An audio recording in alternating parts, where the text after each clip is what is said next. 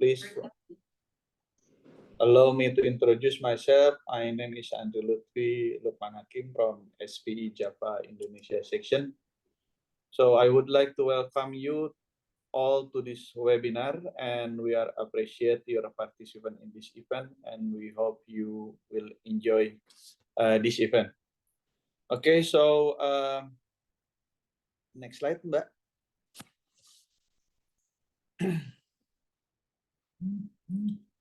Okay, guys, so this is the schedule for today, and we will have several sessions.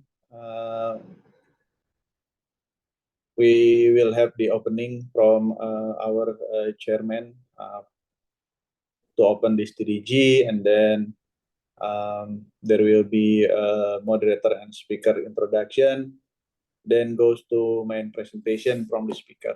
After that, we can go through the Q&A session, but before the Q&A session, we will get a picture of all us, so we can get the documentation. Then after that, there will be a closing from the organizer. Okay, before we start, I will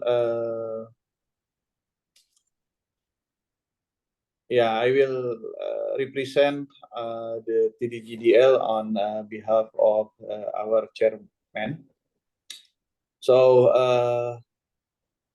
today in this event, joining with our is some of the college from the TDG SPE Japa, and also the participant of from outside. So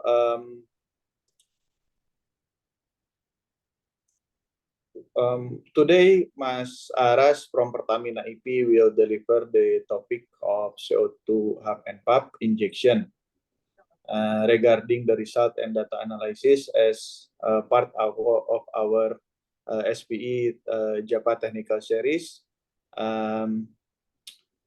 which have focus with navigating the energy transition, building skill for CCS and CCS series. And as the moderator, I will introduce also Mbak Nisa, and I'm delighted to welcome Mbak Nisa from NESR. Yeah, so before we start the main event, I will hand over the presentation to Mbak Nisa. But before that, the following slide will show the next event of SPE Japa section. So please join us again to get another knowledge. And the next event will be member virtual talks with subject fishbone, and birch leaves multilateral wells designs. And this subject is regarding the application of the extensive successful of multilateral solution to GOR. So at the end of this event and this presentation, there will be a registration link for you all to scan, so you can register directly.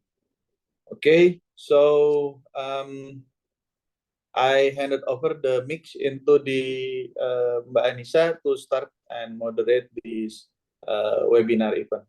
Thank you very much, and please enjoy the presentation from Mas Aras. Mbak Ica, please. Yeah. Good morning. Thank you. Thank you, Pak Andri, for short introducing and opening the sessions today. So good morning and welcome again to the sessions of SPE Technical Discussions Group. Today is the continuity of the previous session. So today is the sessions 2 from the last 2 sessions. So this is the last sessions. The first sessions is last week, which is presented by Mbak Debbie Halinda. The first session is very interesting, like a lot of questions, a lot of discussions, and the title is Overview of CO2 Hub and Pump Injection in Jatibarang Field, Indonesia. And the second session is still the same project, CO2 Hub and Pump Injection for Jatibarang Field, but today will be also interesting because Mas Aras will explain more about result and data analysis. And the presentation will be very comprehensive. So we will be listen to result and data performance, production performance, oil gain productions performance until 12 in this day. So before going forward to the speaker, let me introduce Mas Aras first. Please go to the next slide, Mbak. Okay. So today's speaker will be Mas Arasi Azariat, or we may call him Mas Aras. So just short introductions to Mas Aras. He currently has a role as Senior Reservoir Engineering EOR Region 2 Pertamina EP. So he's currently also take some of this half and puff CO2 half and puff project, especially for the first project in CO2 in Jatibarang. And Mas Aras is graduated from Petroleum Engineering Institute Teknologi Bandung and continue his master degree in reservoir engineering from IFP School Paris. And Mas Aras is currently very active in SPE, so maybe I don't need to introduce him a lot because he's very active in SPE and previously become SPE Balikpapan Section Chair in 2019. With the role of Mas Aras and experience network that he has a full skill of reservoir management, well monitoring, reserve estimations, field development planning, and he has expertise in well intervention planning and data visualization as well. So, Mas Aras, good morning. Are you ready for today's sections? Hello, Mbak Ica. Yes, we can start the discussion for today. Okay. So the discussions today, could you please go to the next slide, Mbak Fanya? Okay. The today discussion, as we mentioned, there will be the result, yeah, Mas Aras, with the from the CO2 half and puff injections. Yeah, I will share about what we monitor during and after the CO2 injection. Yep. Hopefully, it can give many insight to every participant for today. Okay. Okay. So before starting the presentations, let me read some of the rules with this technical discussion group sessions. Mbak Fanya, could you please go to the next slide? Okay, so during the presentations, so we will start Mas Aras to present the slides, and every participant will be in mute sessions. And Mas Aras will break the session into two, ya Mas ya. From the whole presentation, there will be two sections. The first sections will be stopped after some of the material delivered by Mas Aras, and then questions will be open for 3 or 4 questions. Then after that, we will continue to the second sessions. And after the second sessions, we will have a break. And during the break, it's just a very short break for taking a picture. After taking a picture, we will continue the Q&A sessions until the end of the discussions group sessions today. Okay, Mas Aras? Okay. So all right. Yep. Okay, please, Mas Aras. Okay, I will share the screen first.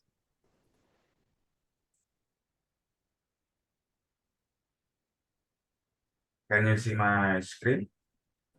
Yep. Screen already online. Okay. Okay. So good morning, everyone. Thank you for coming to today's technical discussion group. So hopefully you can enjoy what I will present today. Basically, it's a continuation from last week's presentation by Ibu Devi Halinda, which mainly focus on the overview and very important points of the CO2 injection half and puff that we did in Jatibarang field last year. So now I will focus mostly on result and the data analysis, what we see during the injection and post-injection. But before I start with the result and data analysis, I will share some slides that perhaps already been shared by Ibu Devi last week for recall perhaps the many new participants, or you have already forgot about the introduction part of the CO2 injection half and puff in Jatibarang. So basically for today's, I split it into four subtopics. I will start with the introduction about the half and puff, and then I will continue with the RST result to see the changes of oil saturation before and after CO2 injection. And then I will share a bit about the production performance before and after the CO2 injection. And then I will end my presentation about the lab result regarding what we measure in the lab about the fluid sample that we take post CO2 injection.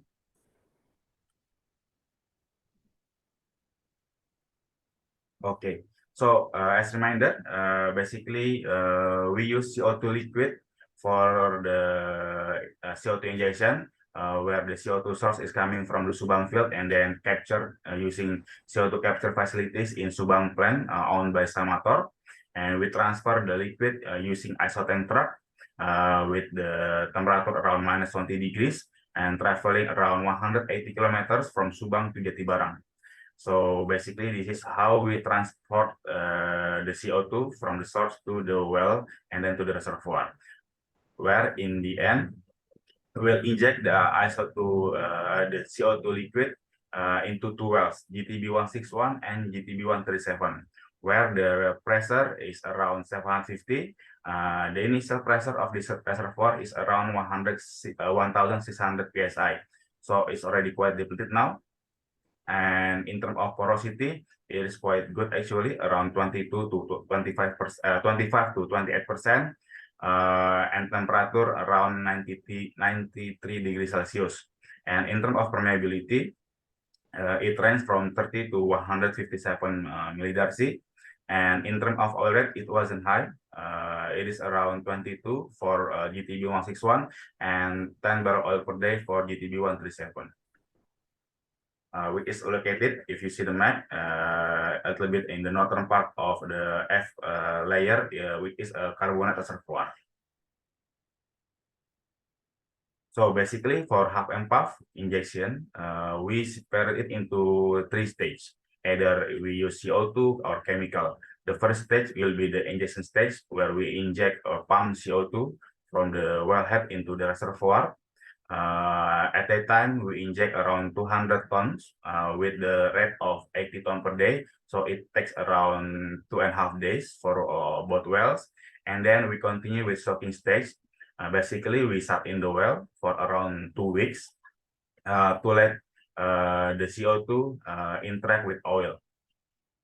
And then we continue with the puff, which is the production stage, where we open again the well and produce the oil which has been reacting with the CO2.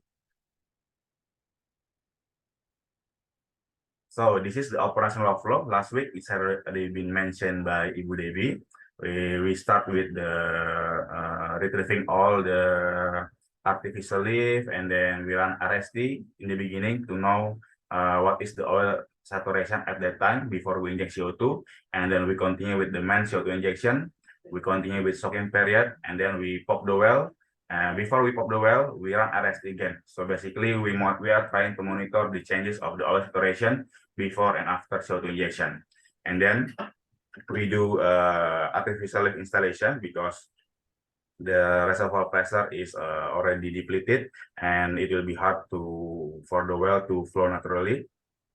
And then we pop the well. So what I will try to cover today will be during the RST part after this slide, and then the fluid sample result from the lab that we take during the monitoring production after we pop the well.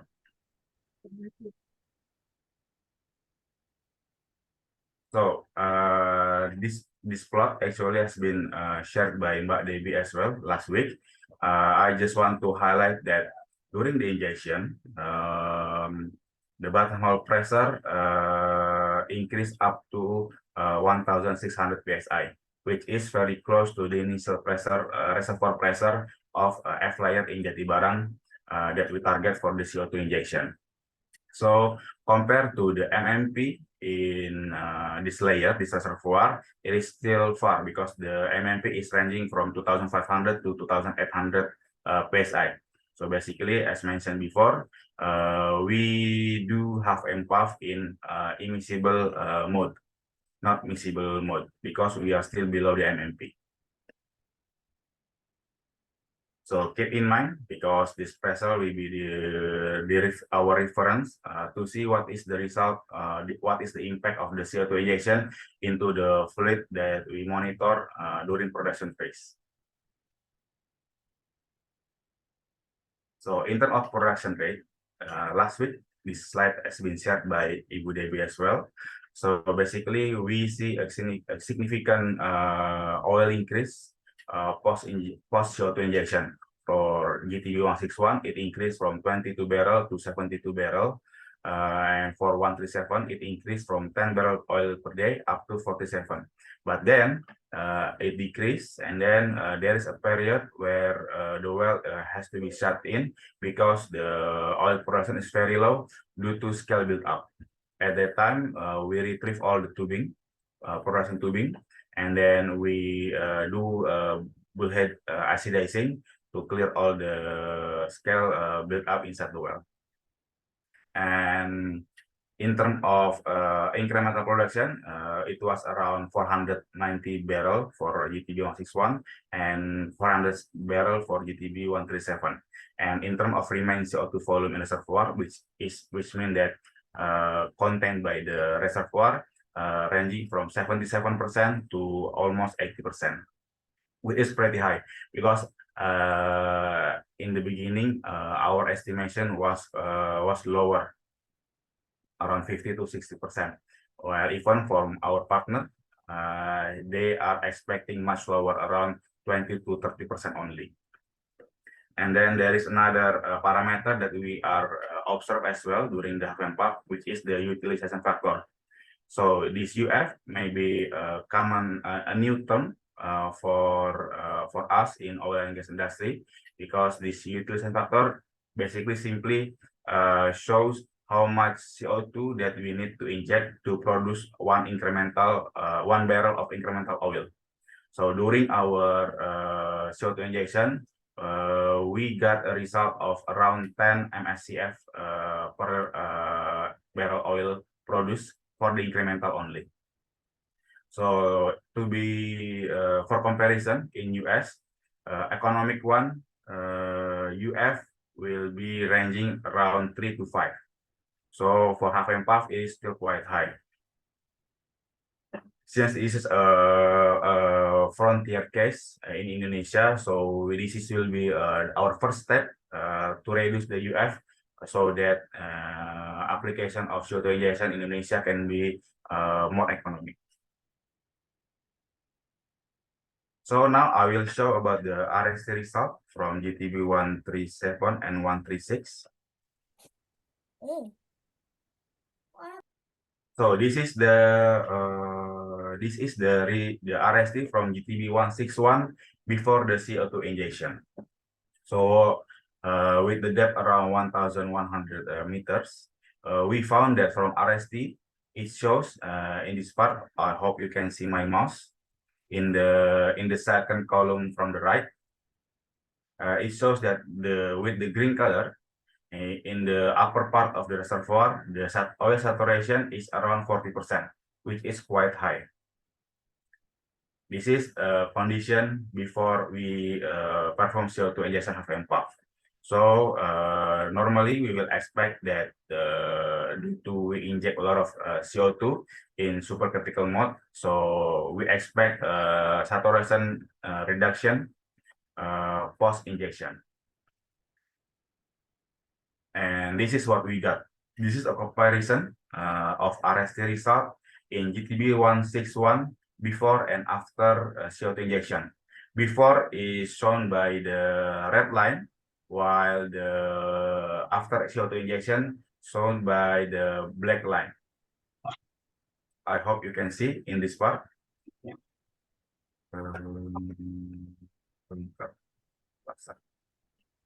In this part, you can see that the black line and the red line actually the separation is not that big, it's very small. And when we compare, because we run RST is quite long around 300 meters. So we can see the upper part and the bottom part of the reservoir that we inject to check whether this dispersion is really due to the CO2 injection or just range of error from the RST interpretation. And so far, when we compare with the upper part of the reservoir above the F layer, this range shows like no changes of oil saturation. In fact, if we try to be more detailed, it shows that the oil is a bit increasing, the oil saturation after the CO2 injection, which is very weird because normally after the CO2 injection around wellbore, the condition should be highly saturated by CO2. Why it can happen? It is simply due to because during the first operation before we run the RST post CO2 injection, we need to retrieve the injection stream first. And because we have to, when we are trying to retrieve the injection stream, we need to kill the well for as a part of the SOP to retrieve the injection stream. And during that time, we inject around 1 or 200 barrel water inside the tubing, and then we also need to do bleed off as well around 1 week. And during the bleed off, we produce some oil first, and then we do the RST, which means that the condition around the wellbore already oil and water is coming back from after being pushed by the CO2 is coming back to the well due to the bleed off that we did to retrieve the injection stream. That's the main reason why the oil saturation before and after CO2 injection in GTB 161 shows no significant changes despite we inject around 200 ton of CO2. It shows that both oil in this column and gas saturation show no significant changes, which is weird. So in the second operation, where we perform CO2 injection in GTB 137, we modify the injection stream so that we can do RST directly after the CO2 injection without having injecting any water or doing bleed off. This is the result. For GTB 137, before the CO2 injection, the oil saturation is around 25 to 27%. If we see a little bit bump in the upper part or the lower part of the reservoir, I think it just false reading from the RST due to phase changes from the shell to the carbonate reservoir. And after CO2 injection, we see a significant increase. If you see the similar column, the second one from the right part, we see a jump in the gas saturation with the red color, and then we saw a decrease of oil saturation with the green color. I will show you directly the comparison in this slide. So this is the comparison of oil saturation and gas saturation in GTB 137, where we do not inject any water before the operation and we do not perform any bleed off. Directly after we do the CO2 injection, after soaking, just before we put the well open again, we do directly RST operation without doing any bleed off or without doing any water pumping to kill the well. And this is the result that we get. We see quite big reduction around ranging from 12.7% to 18% of saturation changes of oil saturation inside the GTB 137. The lowest one is around 6 to 7% of oil saturation, where the upper part is around 10%. And in terms of gas saturation, you can see a huge jump from around, this one is around 30, let's say, up to 80%. So this really shows the impact of CO2 saturation around the wellbore post CO2 injection. So basically, it gives us a quite good result that CO2 injection managed to reduce oil saturation around the wellbore from 12 to 80% compared to the initial saturation before we perform any CO2 injection. Okay, so now that's for the RST result. So it gives us at least a solid proof that we managed to do quite good sweeping using CO2 near the wellbore. And now I will show you a bit about the production performance post CO2 injection. So basically, I have shown you this plot in the beginning. Actually, I just want to highlight that despite we did CO2 injection in 2 different wells with a very high water cut, GTB 161, the water cut is around 88%, and GTB 137, the water cut is much higher, 96%. But when the water cut reduction in both wells is almost similar, around 65%. Despite it has a different oil production increase post CO2 injection. So from our observation, CO2 injection significantly increased our initial oil production and also significantly helped reducing the water cut of the wells.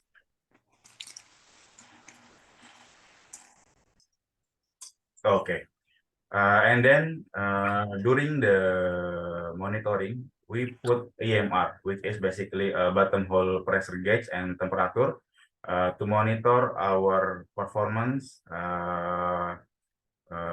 during and post injection.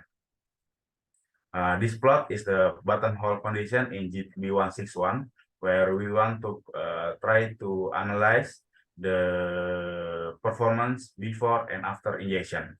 For GTB 161, we found a lifting issue that I mentioned before. Initially, this well is producing using ESP pump, so we can monitor the buttonhole pressure using the pressure intake in the ESP pump, which is around 530 psi. And during the following period, where it produced around 190 barrels per day, so the PI using the ESP at that time around 0.9 barrel per psi. However, we observed that from the EMR, we see a decrease. Post injection, due to the high CO2 content, we cannot produce the well with ESP again. We have to change the artificial system from ESP to gas lift. Due to changing from ESP and gas lift, by doing some setup with the gas lift system, we managed to produce the well with much lower buttonhole pressure, so we can increase the production of the well. And we observed that the PI is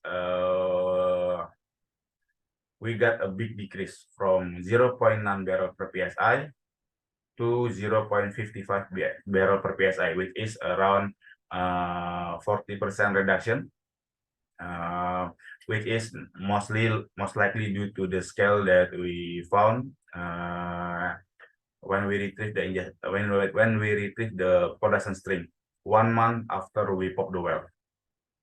So this is one of the issues that we found post the CO2 injection, since our reservoir is carbonate reservoir, which contain a lot of organic matters. So it is very reasonable that it will have more reaction between in carbonate reservoir compared to sandstone.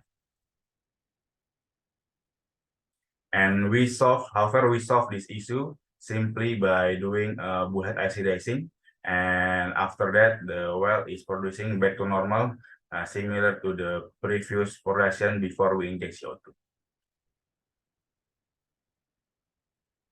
Okay, I think I will stop for the first part in this slide. If anyone wants to ask question, please feel free. Before I will continue with the lab result, where we will see a lot of plots in here. So perhaps if anyone wants to ask about the RST and also the production performance, please feel free. Or if you have some question that you are not able to ask during the last session with Ibu Debbie, you can ask as well in here, because I think we also have Ibu Debbie in here. She will help me to answer the question if I can answer it. We have question from Mbak Barbara. Yeah, Mbak Barbara, please, you may ask questions to Mas Aras.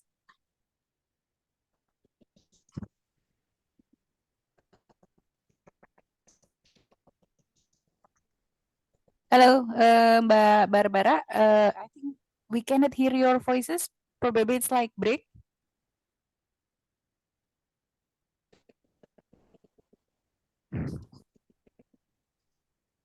Okay, or you may leave the questions in the chat box if still not working. Okay, meanwhile, may I also read the questions? There is a questions in chat box, Mas Aras. Okay. Okay, the questions is from Mas Rizky. So he's asking questions about the log where there is where there is a GR response difference on GTB 137. I think correct this log. Probably you could answer this first, Mas Aras. Okay. Thank you, Mas Ricky, for the question. So basically, why we have a difference in the gamma ray response before and after? Because simply the condition of the survey is different. In the RST survey before CO2 injection, we have retrieved all the production tubing. So basically, it has a bigger casing size at that time. I think it's around 7 inch or 5 inch, I forgot. But during RST survey post CO2 injection, we use 3.5 tubing for the injection string. So basically, the gamma ray is impacted by the tubing as well in this part. And also for this one, I think it is also because of the CO2. Because now the well is fully saturated by CO2 instead of water. Maybe Ibu Debbie can add something if you want.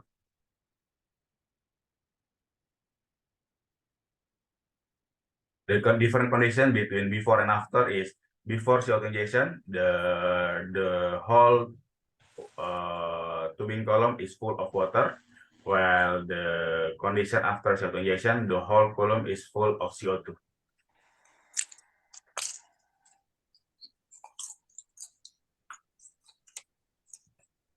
Okay, I think there are also some more questions, Mas Aras. The answer for the first questions has been very clear. We may go to the second questions, yeah, Mas Aras. Okay, so there is also a questions from Pak Valen, Mas. So this is regarding the productions chart in GTB 161. Probably you can go to the slide. Why did the GTB 161 have an unexpected decrease in output and eventually shut down following CO2 and half and puff, while the other well didn't? Okay, so basically similar production reduction oil decrease is happening in GTB 137. I have put the full production plot for GTB 137, but actually we experience similar scale build up both in 161 and in 137. So that's why, because of it's quite thick. I think last week, Ibu Dewi shared the photos of the scale build up inside the well, which highly increase the required data pressure, the drawdown. That's why at that time, if you see this plot, at that time, due to the scale built up inside the well, which is around almost 300 meters from the bottom, from the open perforation, we have a scale built up around 250 meters, and which make the drawdown is only 30 to 40 psi only. That's why we have an expected decrease in output, and then eventually we have to shut down the well to retrieve all the porous stream and then perform bullhead oxidizing. I hope that answer your question, Mas Valen. Mas Aras, if I can Yes. continue the question, do you foresee that kind of problem before you do that half and puff stuff? Or Okay, is something that come out as an unexpected result, the Okay. scaling? okay, Mas. So basically, so far, from when we check the history of the wells candidate, ETB 161 and 137, this well has no scale built-up history. So we have no scale problem in this well, and very not so many scale issues in Jatibarang F-layer as well. So we do not expect in the beginning that we will have or we will face scale occurrence issues post half and puff injection. Even what we expect a problem that we will encounter is the asphaltene buildup, because it is also a concern raised by our expert that interaction between CO2 and oil can lead to an asphaltene buildup inside the well or up to the surface. But fortunately, we do not encounter any asphaltene buildup inside the well or even in the surface. But the new experience that we get, that we encounter a scale buildup that I will show you later in the water monitoring that we did. Several signs that showing scale buildup. Mas Valen. So is it the CaCO3 scale which causes by the Most formation likely, water? yes. Most likely, yes. It is a result of interaction between CO2 and water, and also the reservoir rock. And now we are in progress of analyzing the scale in the lab. So hopefully we can get the result as soon as possible, Mas Valen. So we can determine what kind of cation anion that impacting the scale buildup. Presumably you also already test the water production prior to the injection. Did you see any, insight from that prior to half and puff activity to avoid this scaling? I just trying to understand why people miss this scaling if this is a CaCO3. Mas Aras, as a learning, lesson learned for anybody who wants to do this half and puff stuff. Okay, Mas Valen. Perhaps this question we can keep it for the next slide, because next slide I will show you the lab result of the fluid monitoring for oil, water, and gas. Maybe in the section of the water monitoring result, we can discuss more about what we monitor post production. Okay, thank you, Mas Aras. You're welcome, Mas. Okay, thank you, Pak Valen. I think one more questions, Mas Aras, before we move forward to the next sessions of the slides. So this is the questions from Mbak Barbara Octavina. I think she's not able to open the mic. So she's asking about the challenge and constraint with interpreting log data to optimize effect of CO2 injection in the half and puff cycle, and what to make this as a better decisions making in design and managing half and puff CO2 injections? Probably you could answer now, or you may answer Okay, later. maybe I will try to answer now since I'm not an expert of RST, especially for the survey. Perhaps maybe after this, we can explain a little bit more about the T5. But so far, the experience that we get for this CO2 half and puff, for before and after the CO2 survey, it is very important to know where we have to anchor where the oil saturation is 0 or not changing, like the tight part. So it will be the anchor to set which will be the correct T5. Because as I've been addressed in previous question, why the gamma ray can be different, because the situation before and after CO2 injection, the wellbore is very different. One, full of water, because normally we will do RST with tubing full of liquid, right? Or if in the oil reservoir, while after CO2 injection, it will be full of liquid either in gas condition or supercritical condition. So it will impact how the RST tool will read. That's so far the experience that I get for the RST survey. Perhaps Mbak Debbie want to expand a little bit more, Mbak, for the RST, for T5. Okay.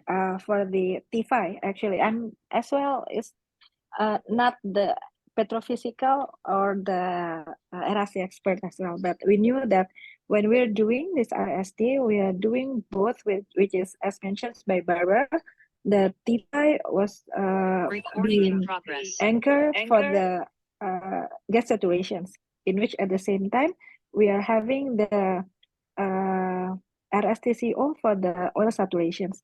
We knew that within the interpretations process, which in this case we're doing by our provider, they are doing as mentioned before, that we need to have the 100% water saturations at the same depth before and after the RST. In this case, T5 was T5, IRAD, and Sigma log will be utilized independently by every value to have the exact comparisons of the gas saturations as well as the oil saturations. But it was mentioned before by Mas Aras that this T5 indeed before and after, the difference only the CO2 injections within the tubular, the injections itself. So we try to manage that these gas saturations as showed over here, the before and after, the red and the black curve, it's been overlaying at the same interval. I don't know whether this is answer or not, but actually this T5 probably later on we can have more petrophysical answer about this, but indeed it was tried to anchor to be the same baseline of the 100% water saturations across the interval. Actually, Mas Aras, if you want to add some more in this case, please feel free. Okay, thank you, Mbak Debbie. I hope that answered the question. There is no more additional information for me. I hope that can answer your question, Mbak Barbara. Okay, Mas Aras, Mbak Debbie, thank you. Good afternoon, Mbak Debbie. So, Hello, Maicha. hello. So, thank you for also coming and giving more insight for these presentations as well. Pak Aras, we would like to go with the next sessions, or Maybe you can answer some question. We have question from Pak Andri. yeah, this is very interesting questions actually. Yeah, please, you may answer the questions. Okay, so I will go back to this slide about the result for the first question. Is there any consistency between the design and the result? So basically, if you can see in here, since this is our very first experience of CO2 injection, Pak Andri, In terms of model, we use a very simplified model, a single well sectoral model for the forecast. So we did history matching for the well production, and then we create scenario where we inject CO2 in the model, and then we see the result. However, we have some limitation when we create the model, which is the data. In terms of the core data for porosity and permeability modeling, the data is very limited for Jatibarang, where the available data is not in a good reservoir part. Mostly we have in a poor one. So this model, at that time, we know that it gives us uncertainty. And after we did the history matching for post CO2 injection, we got basically new information that we have to reduce the permeability model by 1/3 of the initial estimation. So from not 1/3, around a quarter from the initial equation, from around 120 to 130 millidarcy in average, it becomes only 30 millidarcy. So by doing the rehistory matching post CO2 injection, we correct our model to match all the data that we get during and after CO2 injection, from the bottom hole pressure, from the rate, both oil, water, and gas. So in the first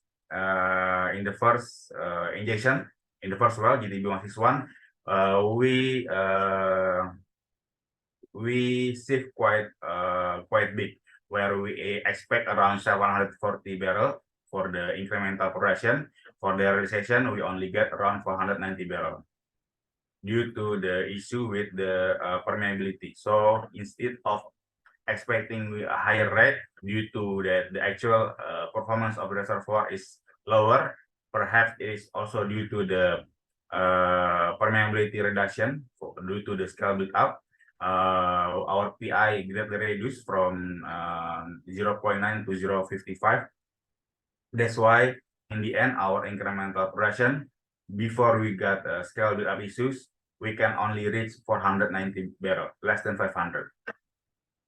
So in the second well, we try to update our model based on the correction factor that we get in 161. That's why at that time, our initial estimation, we will get incremental production around 300.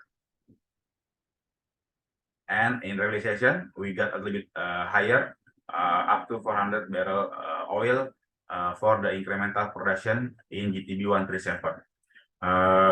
So in terms of model, we realized that due to limited data input from Jatibarang field, to get a perfect model, a perfect history match and forecast from Jatibarang field in the F layer is not easy. So, however, the good thing is instead of getting a negative result, we get a positive result. So the result is much better, at least for the oil rate. However, due to the scale build-up issues, we did not manage to achieve much more volume. That's why the UF is still around 10 MSCF per barrel, per 100. And then for the number 2, I mentioned that the well was flushed by water before CO2 injection. Is there any indication of carbonate dissolution effect by CO2 when interact with water? Maybe improve permeability. So based on the EMR data in both well, so far what we observed is instead of having an improved permeability, we got the opposite effect. It is a reduction of permeability post CO2 injection. I will share you a bit about a paper which explain the interaction between CO2, water, and carbon reservoir, to explain why we got permeability reduction due to CO2 injection. So maybe in the next slide, we can talk more about the permeability reduction due to CO2 injection. Okay, thank you, Mas Aras. It is very comprehensive, Mas. It opened our understanding too about the hub and pub and another interaction between CO2, water, and the carbonate, because it's still new maybe for all of us about CO2 injected in the carbonate. Thank you very much, Mas Aras. It's very, very interesting topic for us. You're welcome, Pandit. So now I will continue with the next session, which is the lab result from all the fluids that we take the sample post the CO2 injection. So basically, we take all the sample in the surface. There is no buttonhole sampling that we did during the post-production monitoring, everything in the surface through the EPF, early production facilities, which is basically a separator, horizontal one, where we take our oil, gas, and water sample, and then we bring it to the Jatibarang lab, and then some oil sample was sent to the RTI lab in Jakarta for more detailed composition analysis with much better tools. Okay, this is production performance. Okay, so basically this is the where we take our sample during the production period or the PAF period, where we take all oil, gas, and water sample. We take it in daily basis. In the first 2 or 3 weeks, we take the sample around 5 times a day, and then it decreases along the time since the CO2 content is decreasing as well. So one lesson learned that we get during this CO2 injection, that it is very important to have intensive sampling, especially during the first week of the well production post CO2 injection, because the gas rate is decreasing very fast. The CO2 content is also decreasing very fast, so it is very important to have enough frequency of sampling in the very first, especially the first 1 week of the well production period. So now I will show you the result for the oil, comparing between GTB 161 and GTB 137. In the upper part is the plot of oil API and a pour point for both wells, and while the lower part, oh, I'm sorry, the graph is okay. Well, the bottom part is the viscosity of the oil at different temperature measurement from 100 Fahrenheit to 140 Fahrenheit. But basically, it has similar trend. So from what we observe, we see an increase of oil API due to the CO2 injection. As you can see, this is the start of the well production post CO2 injection, and where the oil API is ranging from 36 to around 37, and then a little bit stabilized at the initial phase of the well production, and then it starts to decrease back to around 32, and then this trend is similar between 161 and 137. So it shows that the CO2 has an impact of giving lower oil viscosity. That's why the oil density is decreasing as well, because of the CO2 is mixing with the oil. And it's also shown in the viscosity plot, where the viscosity is only around 2 to 4, and then as the API of oil is decreasing, the viscosity is increasing as well. And it shows that the CO2 helps to improve the mobility of the oil by reducing the viscosity and increasing the API of the oil. That's why we can get an increase of oil production rate from 22 to 72, and from 10 barrel oil per day to around 40 barrel per day. So mostly this oil increase is due to a better oil properties, which is by interaction between the CO2 and the oil. And what I want to show on the plot on the right side is regarding the MMP, because so far CO2 injection is not a new stuff, but now increasingly famous, right? So mostly many people really focus on the MMP, where many people say that we need to target miscibility to get the best CO2 recovery of oil from the CO2 injection.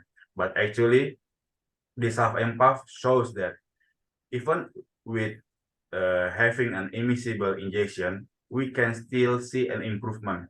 It's not necessarily compulsory that we have to achieve MMP to achieve improvement in oil recovery. Because why?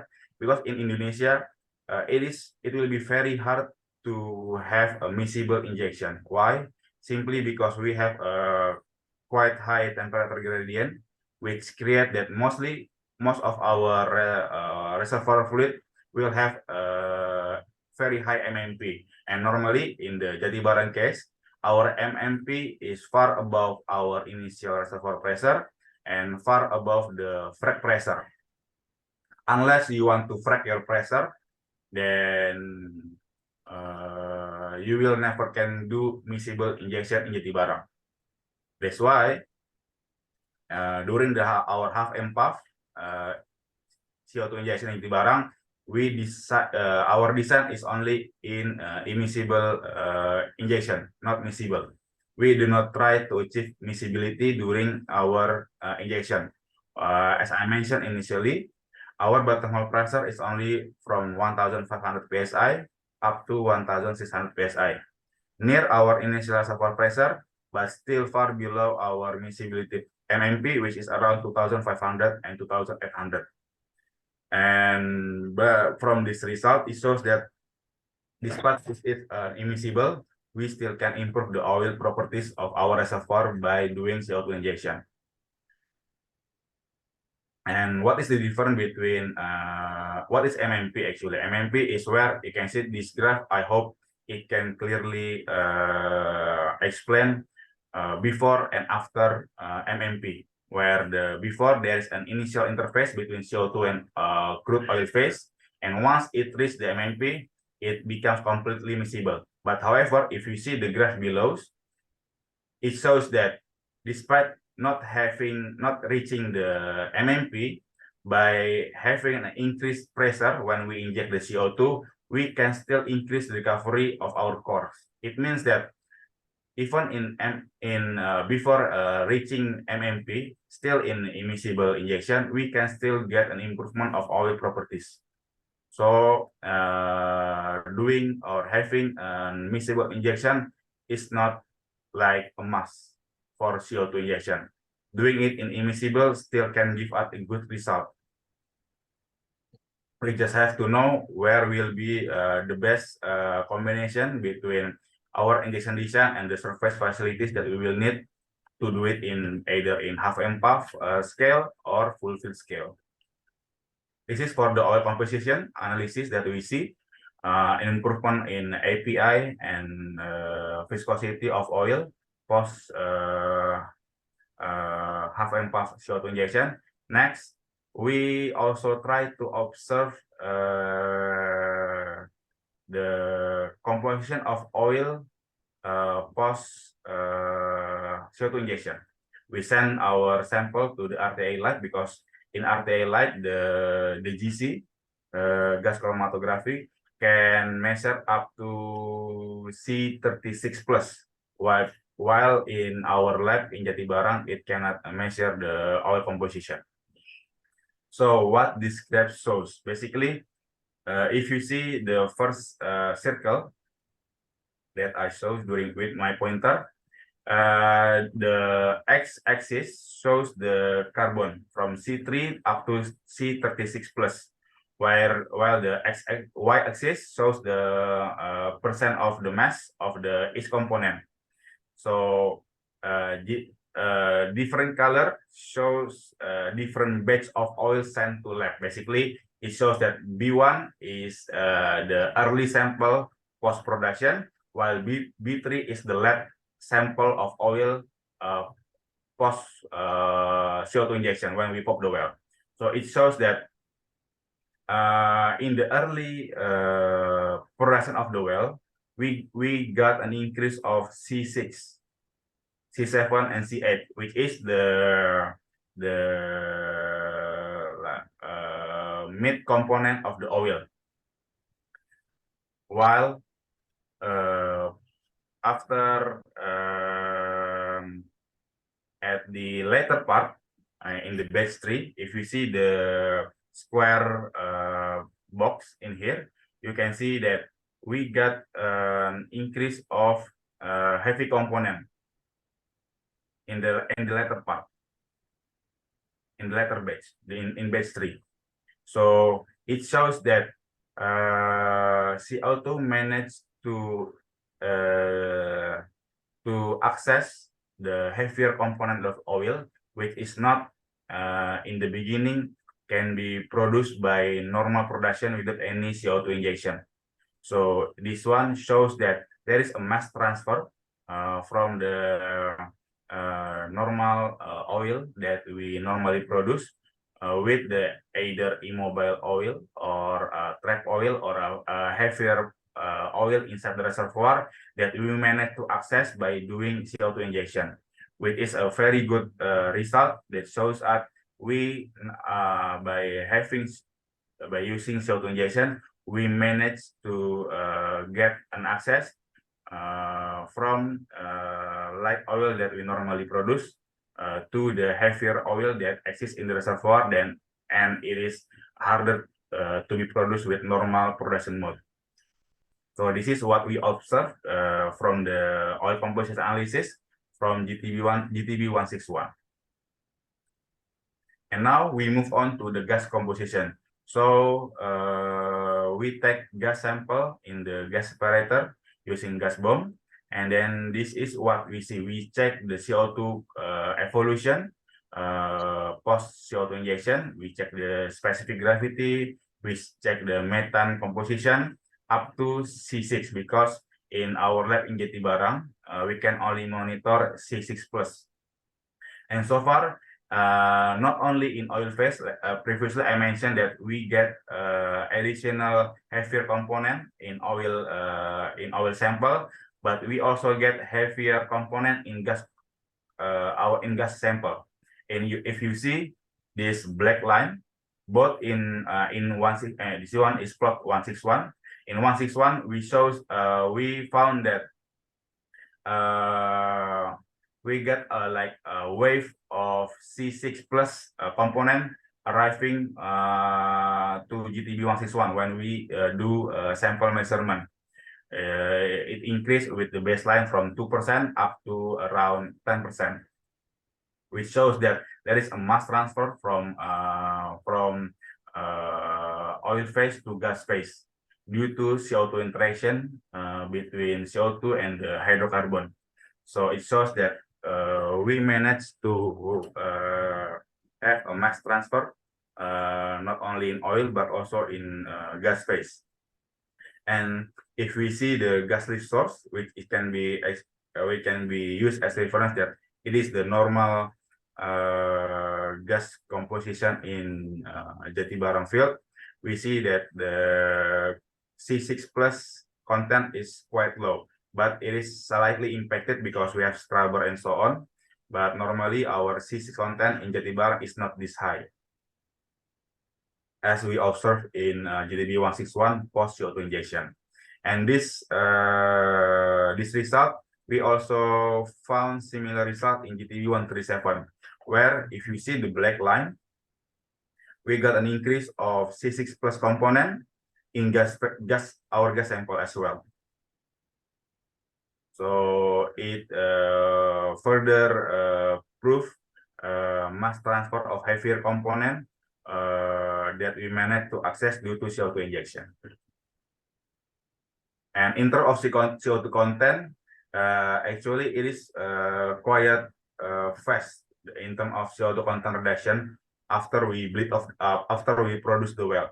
It lasts only around 1 week, and after that, the CO2 content back to normal, which is in Jatibarang, the CO2 content is around 8%. And if we see side by side between 161 and 137, similar phenomenon of having additional C6 component, heavier gas component due to CO2 injection can be seen in both wells. While in C4 and C5 or C3, we don't see significant changes.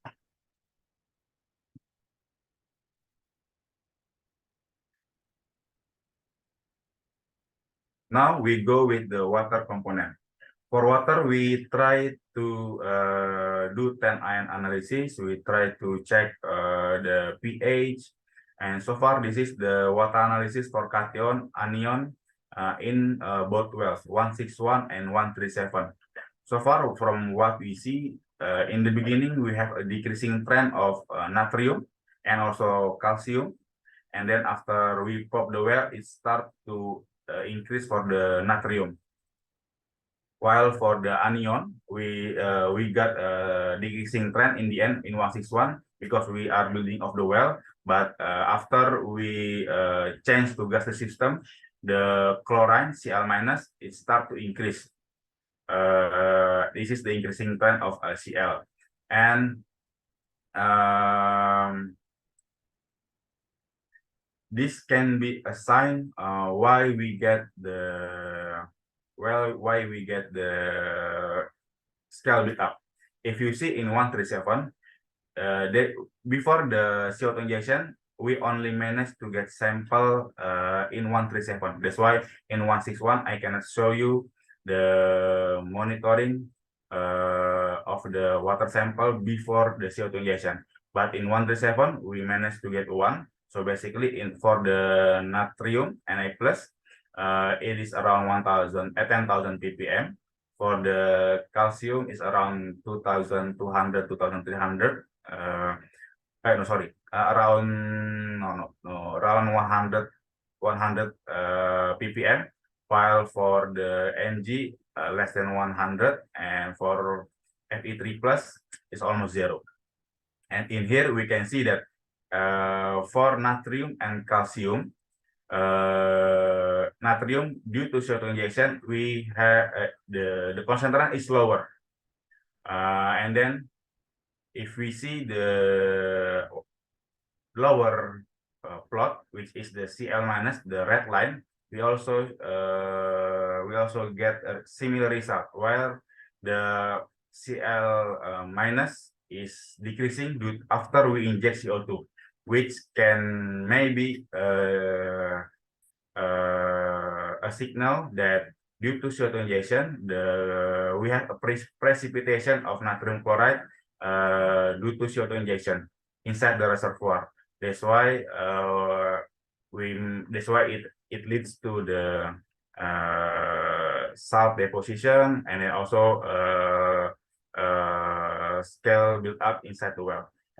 And so far, from the paper that I tried to check, because I'm not a chemist, we just try to observe what we got for all our sample.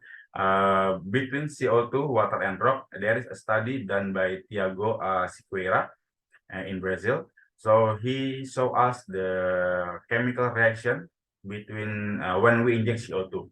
So initially, we will have a CO2 dissolution into reservoir fluids, which is the water, because in both wells, as I mentioned in the beginning, our water cut is quite big, more than 80%. And even in 137, it's around 96%. So because we have a lot of water in our reservoir and also in our water, CO2 will react more with the water, and it will create H2CO3.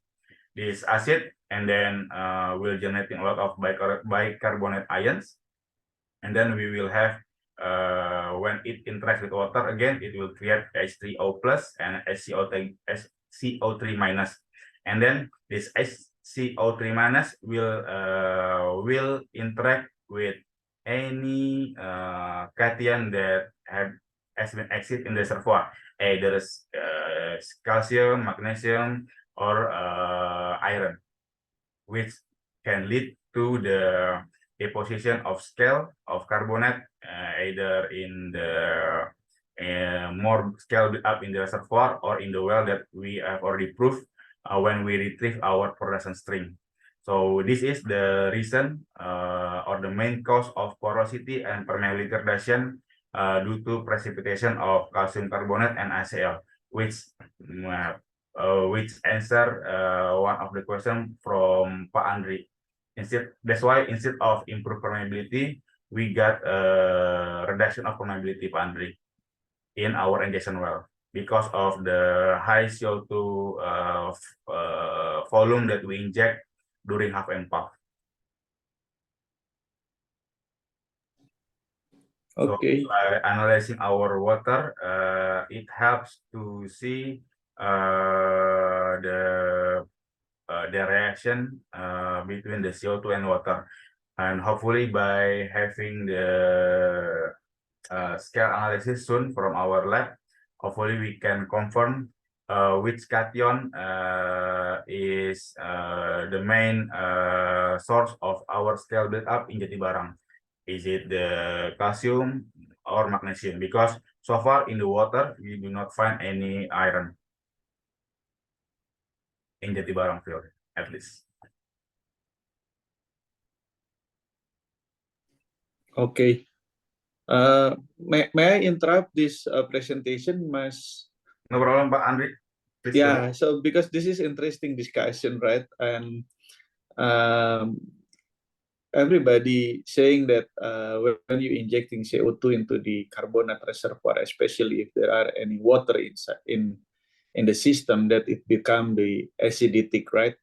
And the effect, the side effect of the acid CO2, it's become the solution for the carbonate rocks, right?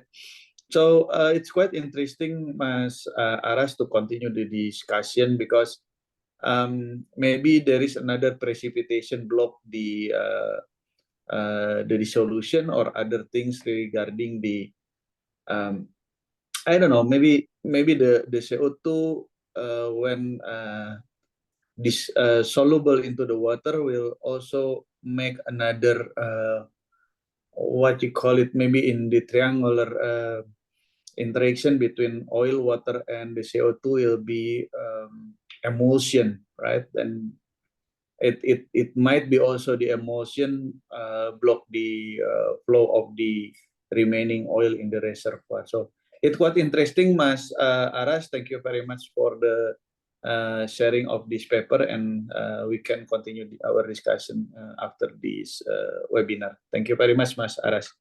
You're welcome, Pak. Maybe I can add also some part, Pak. This part that I'll show you about the permeability is actually explained in the result of this study of this paper. Actually, he separated into three parts, which is the injector wells, far from the injector wells, and in the production well, Pak. So the part where you mentioned about the acidity, the acid due to the interaction between CO2 and the water, from the paper it mentioned it will be happen a little bit far from the injection well, Pak. So this reduction from the paper, I can share you the paper. Actually only happen in nearby the injection well, which is why it happens in the half and puff, because we inject and we produce from the similar well. If we, let's say, if we do an interwell CO2 injection, CO2 flooding, in interwell flooding, perhaps we will get permeability improvement in our producer well.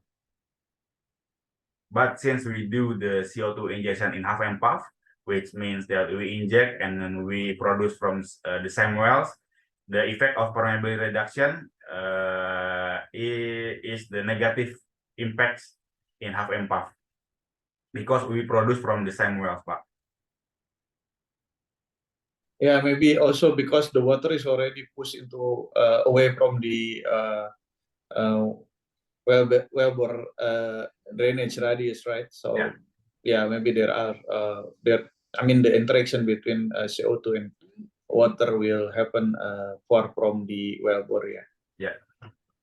And Mas Aras, continuing our discussion, and I know that you are also doing the analysis with the oil and so on, right? So previously also you are mentioned about the precipitation, right?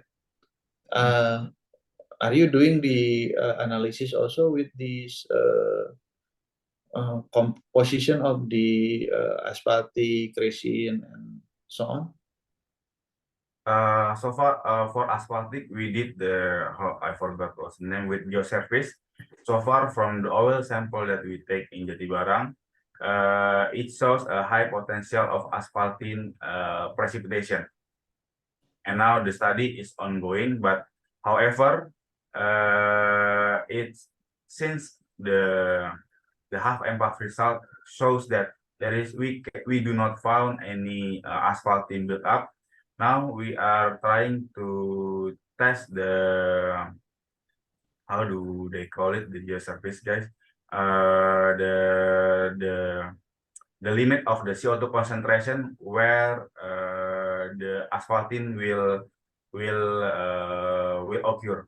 That's now our step to check, despite having high potential of asphaltene precipitation or occurrence in Jatibarang oil. But since we do not found any asphaltene during our half and puff monitoring, so now we are moving to the next step to check what is the minimum CO2 concentration that will create asphaltene in the Jatibarang oil, Pak. Because despite having high potential asphaltene during our first lab test, we do not see any asphaltene in our observation for half and puff. So which means that despite having high potential, it doesn't necessarily means that it will directly occur. There will be a minimum of CO2 concentration that need to be achieved before we can have asphaltene build up either in the reservoir or in the well. But so far we haven't reached that step yet, Pak. Yeah, that's quite interesting. Yeah, that's quite interesting, Mas Aras, because with the asphaltene precipitation, it also could block the way of the oil into the wellbore, right? So yeah, that's I think that's good study for you, Mas Aras, to see the maximum or the critical concentration of the CO2 before it become or it started the interaction and precipitate the asphaltene in the reservoir. Yes. Some of my students also doing the analysis, the same analyzing regarding the potential of asphaltene precipitation, and she used the AOP as one of indicator asphaltene or onset precipitation. So maybe sometimes we can discuss later on about this, Mas Aras, because this is become more and more interesting for us to discuss regarding the carbonate CO2 in carbonate injection and also the potential of the asphaltene precipitation. Thank you very much for your explanation, Mas Aras. Thank you. You're welcome, Pak Andri. Okay, this is the last one. I want to show you another plot of our water analysis.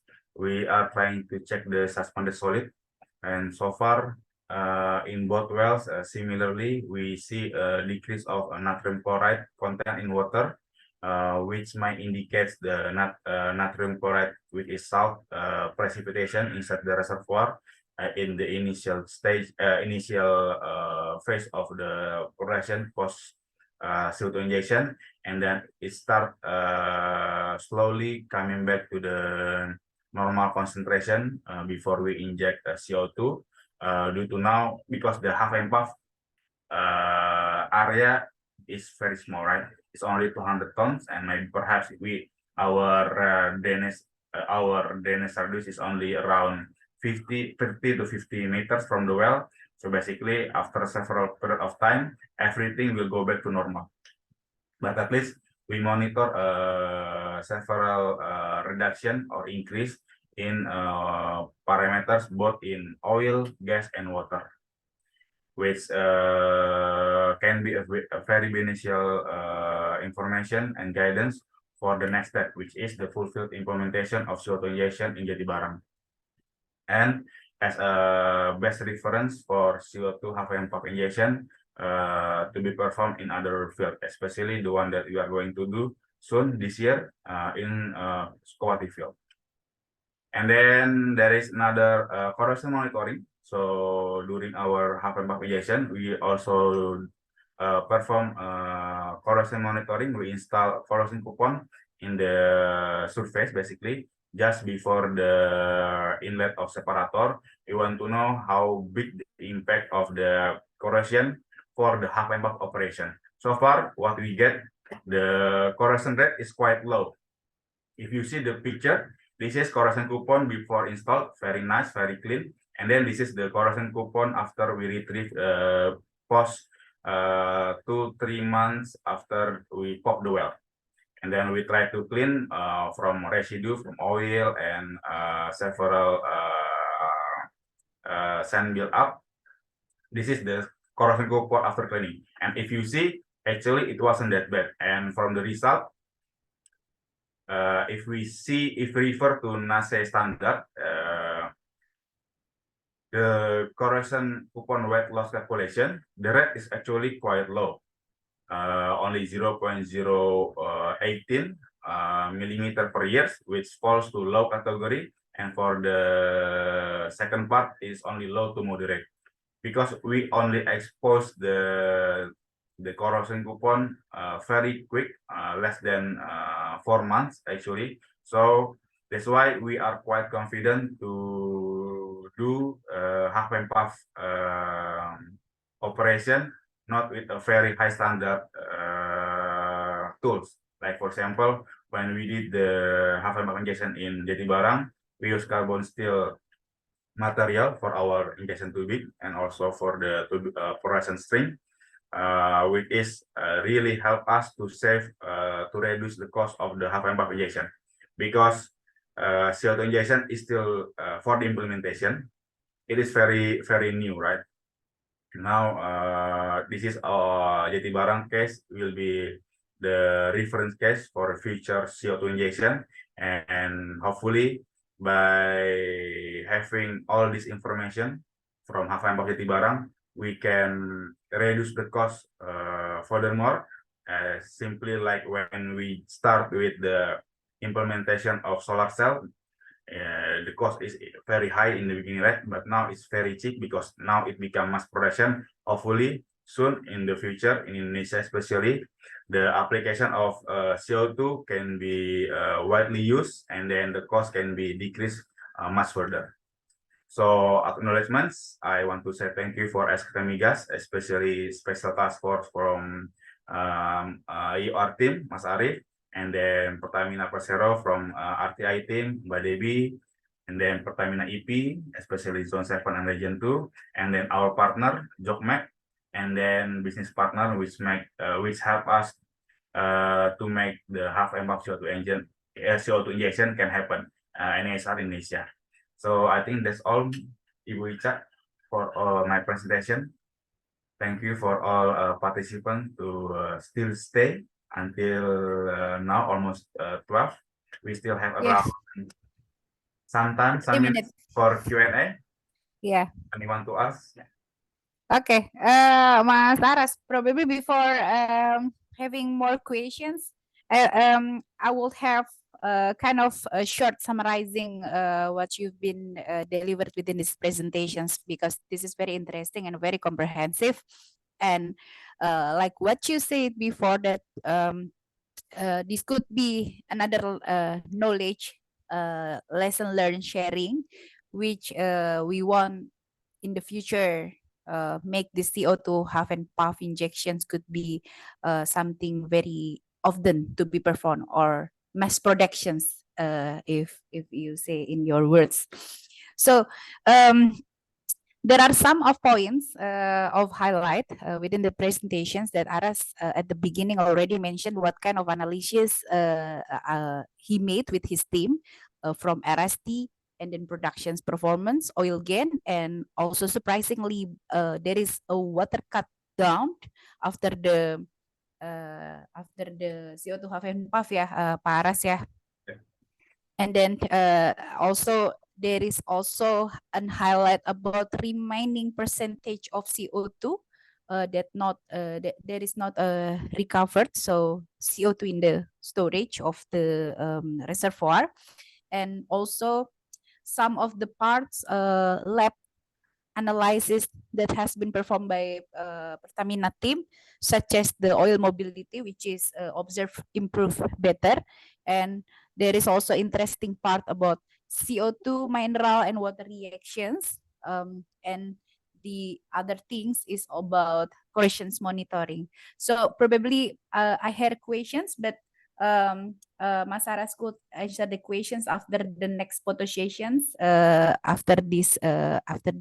So what will be in the future analysis that you or your team would probably want to add, or what will be the most ideal analysis or observations that could be added to strength to make it the analysis become stronger and more comprehensive. But before answering the questions, I would like to invite all of the participants to open the camera ya Mas Aras. Okay, to take a photo sessions first ya Mas. Yeah.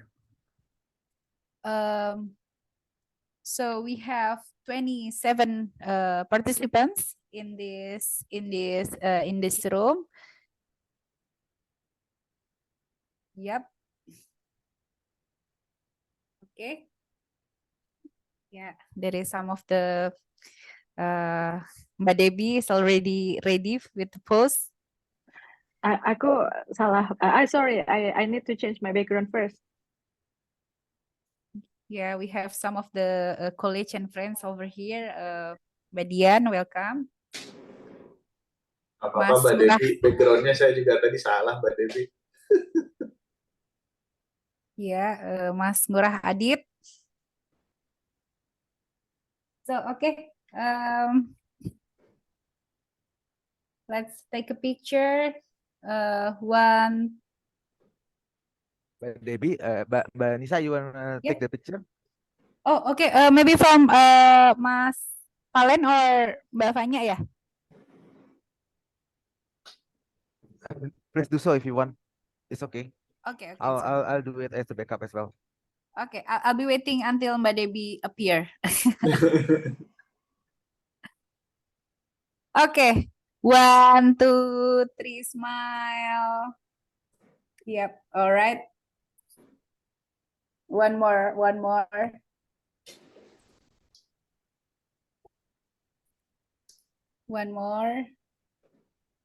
Yeah. 1, 2, 3, smile.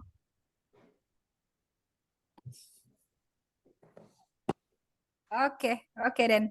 Okay, thank you.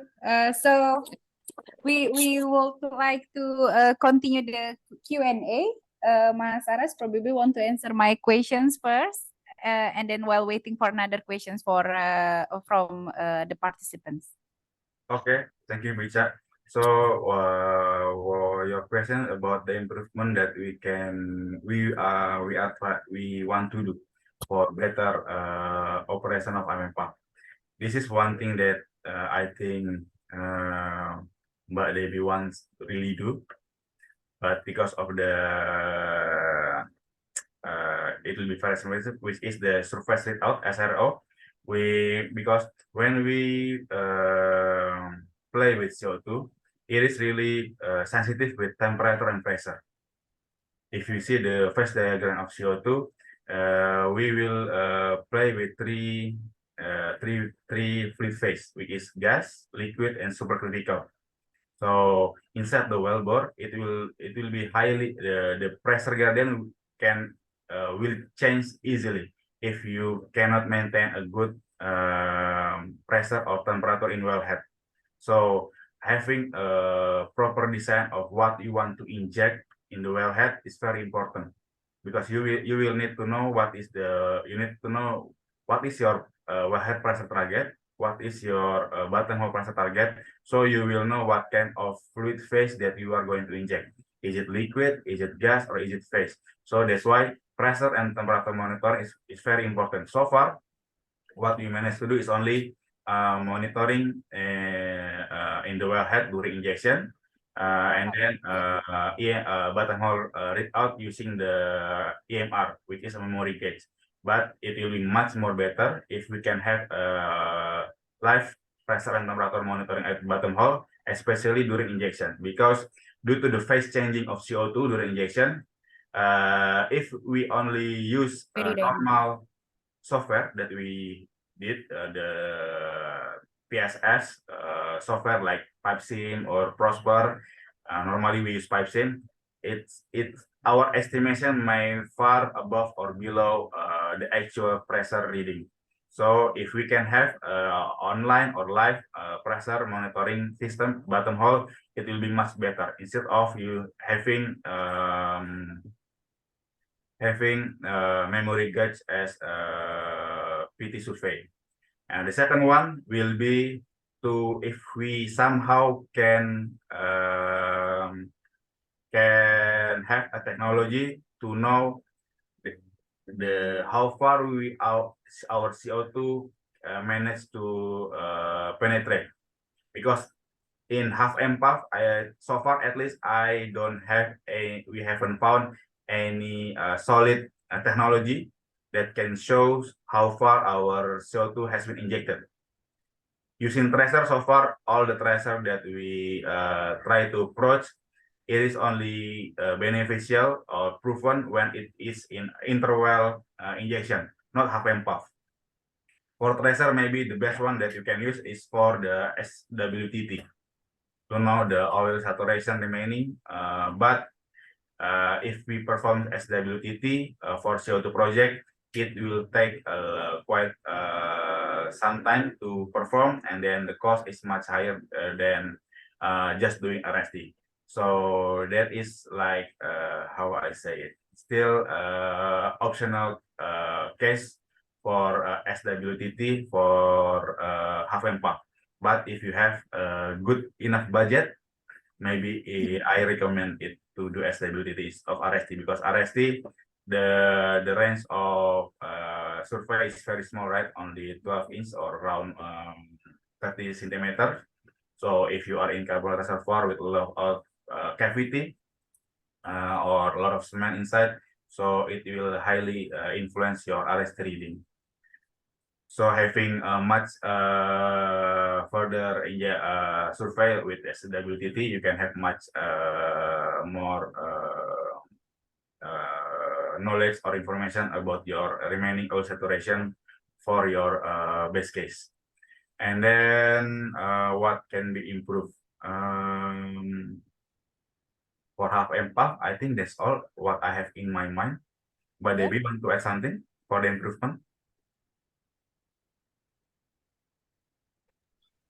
So far, those two mentioned by Mas Aras is been covered everything. Even though as well for the emphasizing for the second one for the SWTT, is we are struggle to find the SWTT provider that would be able to deliver the post CO2 injections with this or something like that. But I would strongly agree with what been mentioned by Mas Aras before. Thank you, Mas. All right, thank you, Mas Aras, Mbak Debbie. So there is a very long questions from Pak Valen. There is 4 questions at the same time. Probably you want to open the mic or you want to read one by one, Pak Valen? If it's too long, you can drop it. It's fine. Yeah, okay. So Paras, please, I think we can answer one by one from the first one. It's from the first one first, regarding the rock compatibility study. Please, Pak Aras, or you want you still want to absorb the questions? It's okay if you want to answer later on, Mas Aras. Sorry. Yeah. So standard fluid error and compatibility study. So basically, we did a sling tube test, right, to know the MMP first, and then we do core flooding to check the result of the CO2 injection with the core that we had. But however, so far, unfortunately, in Jatibarang, we don't have any native core remain. So far, that's why we don't do detailed core flooding with the native core. And then so far, maybe perhaps we have Mas Adit in here. In Sukawati, they perform a very comprehensive study for CO2. They create like a digital rock as well. So many comprehensive study in Sukawati, which perhaps later on maybe Mas Adit can do another DDG session to share about what they did for the study. I think because compared to Jatibarang, at least I think study performed by in Sukawati field is very comprehensive, with more subject being studied. Mas Valen. So if you could,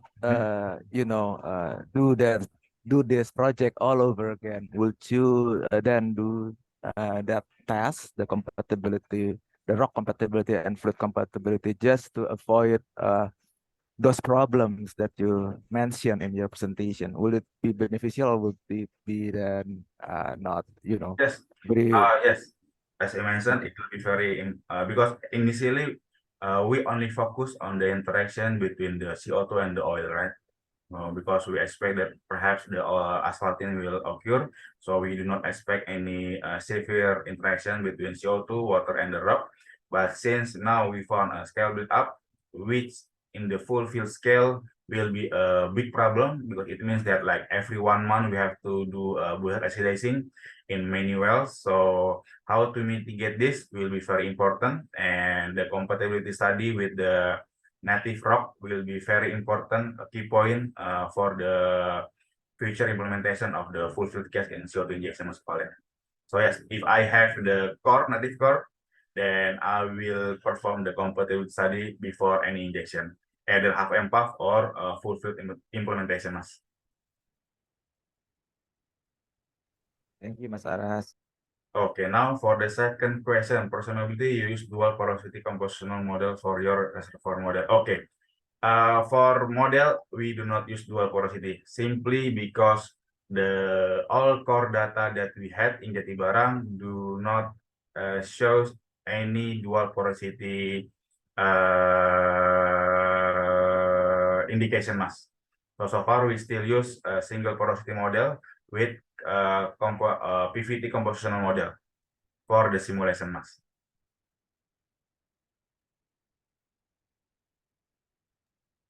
So what are the key parameters that you use to match the production performance, the pressure, and the rate? So basically, we modify the permeability. We reduce the permeability because in terms of liquid we get less, and then we also perform relative permeability modifier in our model to historically match the post production post CO2 injection. So far, by playing with those two parameters, we still manage to have a good match up to the injection part, especially to match the bottom of pressure and also the injection rate. But post production, we do not manage to get a good match, simply because not all phenomenon can be captured with the simulation mask. And perhaps it can be due to the, like you mentioned, dual porosity. We do not manage to capture the fuzzy porosity, or if perhaps there is some mini fracture inside our reservoir, or any other parameter that so far with our data from the core that we do not have mass avalanche. Do you do any composition tracking or composition match over time? And does it matter at all to improve the matching quality? And how you model the hysteresis? Because this is really interesting. In the single well, you have the inhibition and drainage at the same time because you inject and then you produce at the same area. So how you model the Ralph So hysteresis? far, in terms of the PVT, we do not make any modification before and after the injection mask. We simply use the PVT model that we have for the F layer, and then we only add injection fluid, which is 99.5% CO2 to our simulation model, and the rest for history match, we only play with the rock properties. For the PVT part, we do not make any modification yet. And how you model the Ralph hysteresis? Because this is a unique thing. You have inhibition and drainage in the same area where you inject and you produce at the same time. Not at the same time, in the same area.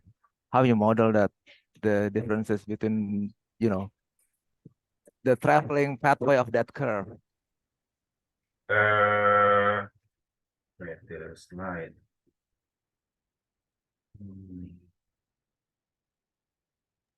That's fine. We can discuss this later on, Mas. Okay. Sharing the time. Yeah. Oh yeah. Oh, okay. 15 ya. Okay. We can discuss outside this webinar, Mas. Maybe that's for your third question, right? And then also fourth question. So maybe we can move to the next question from Mas Adit, Mbak Ica. Yeah, sure. I think that's the last questions from all the sessions today from Mas Adit. Mas Aras, you may answer the questions. So, Mas Adit, thank you for the question. You are saying, would you say that CO2 FMPAF in GTB is partly miscible or even miscible a certain part of it? The correct term will be, it is called nearly miscible, not partly miscible. The correct term will be nearly miscible, Mas Adit. So because we still have CO2 interacting with the oil, but not at the fully miscibility phase. It is called nearly miscible. So far as I know, the correct term. All right, thank you, Mas Aras. Okay, Mas Aras, I think that's the end of the questions during today's discussion. Do you have some words to deliver at the end of the presentations, or Mbak Devi as well? Because this is the last sessions after the 2 series of the session CO2 half and puff Jatibarang injection. Please, Mas Aras and Mbak Devi, before I close the presentations and move the handover to Pak Andri. Okay. Maybe perhaps from my side, there will be this quote that can like summarize of what I experienced during the FMPAF in Jatibarang. If you never try, you will never know. This is a very new case for us. We get a lot of surprise, positive one, negative one. So without doing it actually, everything will still be in only our mind, only study. So do not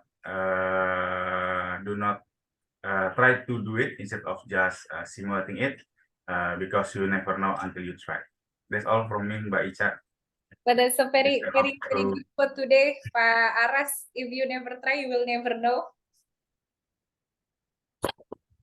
Yeah, I think that's a very a good quote. So everyone is experiencing the good learning curve. I agree with you. For me as well, who also involved in this project, a lot of learning curve that and lesson learned that we learn from this project. And I believe by having this kind of sharing session and knowledge sharing sessions, the next persons who want to do this, or the next field who want to do this, will be more confidence, because you already mentions a lot of lesson learned, and by Debbie as well, operationally and in terms of everything in the first sessions. Okay, so Mas Aras, thank you very much for these sessions. This is a very good session, comprehensive presentations, and also very fruitful discussions. A lot of interested questions and feedback as well from participants. Pak Andri also give a very good feedback related to the mineral and water reactions to CO2 as well. And also, again, thank you for the knowledge sharing. Of course, hopefully this will add more confidence for all related party to start implementations of CO2 injections, or CO2 half and puff, we call it. So we will have more learning curve in the future. For sure, Mas Aras, Mbak Debbie, we are looking forward to hear more and more update from you guys regarding the next injection from Pertamina. Mbak Debbie also has a clue that the next injections will be within this year in Sukawati. Hopefully everything is successful like Jati Barang. And Mas Aras and Mbak Debbie will be invited to the sessions for the next chapter ya, Mbak Dian, for the next injections as well. So thank you very much for this session for all participants as well. I will hand over back to Pak Andri. Please, Pak Andri. Yeah, thank you very much, Mbak Icha and Mas Aras, for the great presentation. And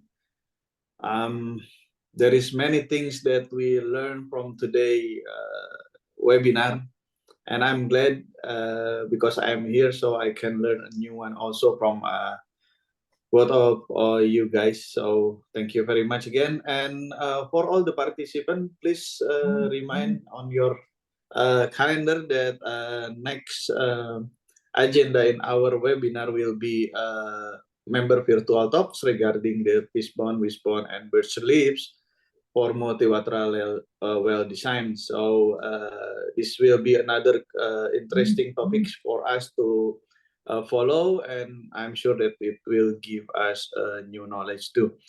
And there are a barcode, you can scan it and register it for these member virtual talks.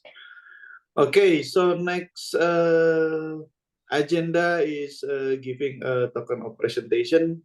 Please, Bu Dian, you still here? Mbak Dian? Yes, Mas Andri. Okay, so now the token appreciation will be delivered by Mbak Dian itu Mas Aras first, okay? So please, Mbak Dian, thank you very much. Yeah, okay. So thank you very much for the speakers, Mas Aras, and also Mbak Icha for moderating the sessions. Appreciate your precious time and also knowledge to share with all of us, all the members of SPE and on SPE alike. Yeah, so hopefully everyone can gain more knowledge and gain what do you call it, more benefit for everyone else. All right. So thank you. So this in to represent SPE Java Indonesia section, I would like to present Mas Arash with this e-certificate. Hopefully it can show our great appreciation for your time and effort on sharing this knowledge, Mas Arash.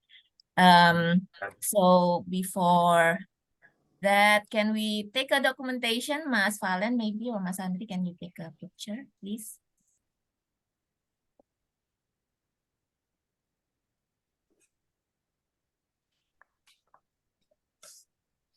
Mas Valen. Mbak Yes, Dian. sorry, saya coba, Mbak. Sorry, oke, one, two, sebentar. Why is Mbak Fanya, are you there? Yeah, Maybe Tanya you could kali do ya. that. Sorry, I ininya think it's fine. mati-mati. I Sorry, think Mbak. we are a bunch of guys who's gaptek, you know. Banyak banget, guys. Okay. Smile in 3, 2, 1. Okay, you get it, Mbak Dian. Alright, so next one. So, thank you also Mbak Icha to help us moderating the session more smoothly in the Q&A session. You moderated for 2 sessions already, so very appreciated. So hopefully this show our appreciation to you, and in Indonesia we say jangan kapok to help us. My pleasure, Mbak Dian. And maybe in the next few sessions, Mbak Icha can probably share your knowledge the Sure. other topics, yeah. All right. So documentation, please, Mbak Fanya. Okay, Mbak, in 3, 2, 1. Okay, got it, Mbak Dian. All right. Thank you again, Mas Arash, Terima Mbak kasih, Icha, Mbak. and all the TDG committee. Thank you very much for arranging all Mbak. these sessions, great sessions, 2 sessions already. Maybe we take also picture with Mbak Debbie and the TDG committee probably. Kayaknya Mbak Dewi udah nggak ada, Mbak. Oh, Mbak Debbie udah cabut Lagi kah? nyetir soalnya. Oke. Ya udah kalau gitu. Let's go ahead and close this session. Over to you, Mas Andri. Okay, thank you very much, Mbak Dian, for the token appreciation. So I think this is the end of our technical discussion group. And I hope you can give us feedback about this event, and also maybe anything else that you can give feedback for us to improve our session and webinars. So thank you very much for Mas Aras, Mbak Icha, and also another participant in this webinar. On behalf of SPE Java Indonesia section, we would like to thank you all of your for attending this webinar. And I think that's all. See you again next event. Bye-bye. Bye, thank you Mas Bye. Andri, thank you Thank you, Mas everyone. Andri, Mas Mas Aras. Valen, Mbak Dian, Ibu Ica. Terima Semua. kasih. Terima See you kasih. later. Thank you, guys. Again. Bye. See you again.